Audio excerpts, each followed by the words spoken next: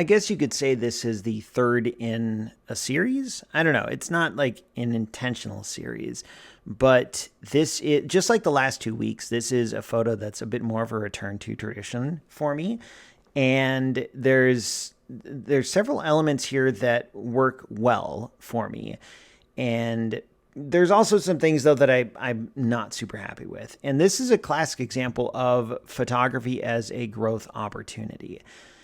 So what we've got here is a simple composition. There's a very clearly identifiable subject on the right-hand side, just like the last 2 weeks of photos that you've seen here in Weekly 50.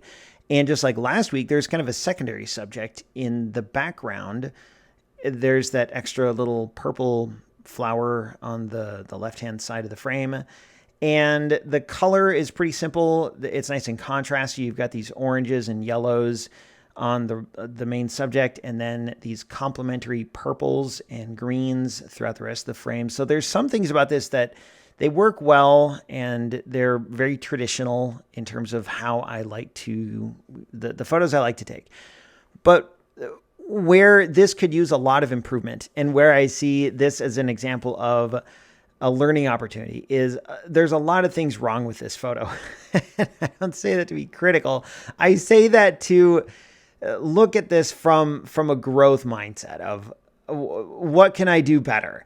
And in a sense, this should have been the first. If you look at the last 3 weeks as a series, this should have been the first. And then the other two should have grown from it. But in actuality, this was the most recent photo. And so this is last. So first of all, I don't like how the subject is kind of pointing inward, and then the secondary subject in the background, that purple flower, is also pointing the same direction. It makes this, it doesn't lend this cohesiveness to the photo that I had in last week's image. So that's one. Those two should be pointing opposite directions, either away from each other or inward towards each other. There's also the problem of that green,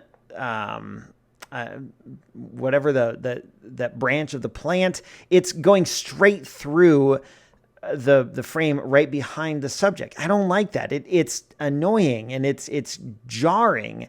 That subject should be isolated just by itself, and to have that green stalk protruding out of the top of it, it's just, I don't like it at all.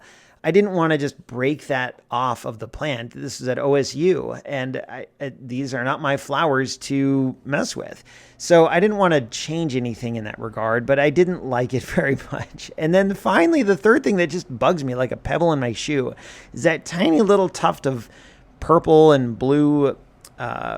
Is it the top of flower? I'm not sure. It's at the very bottom of the frame on the right-hand side. I don't like it. And I thought about just deleting it using like the healing tool in Lightroom, but I thought, no, I'm going to leave it there. So that's 3 clear things that I would change about this photo if I had to do it over again. And I will. Like, I'm sure this will not be the last time I have this type of photo, find myself in a situation to create this type of photo.